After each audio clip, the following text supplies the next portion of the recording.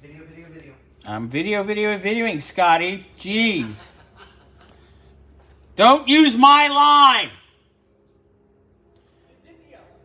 Video? Yes.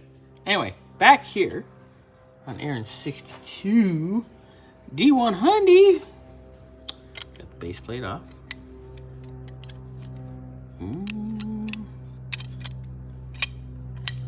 It's got a little sloppy. We'll dig into that in a bit. I do have the screws out of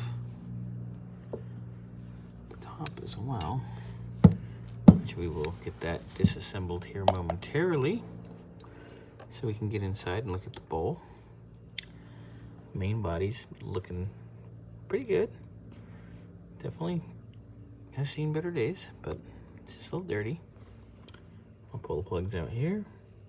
We'll pop that apart. Get this tear down done the rest of the way. All right, so we got our main body apart. If you look in here, it's not the cleanest, but we've definitely seen a lot worse sediment-wise. I still need to just pull the jets down there and a few other little things.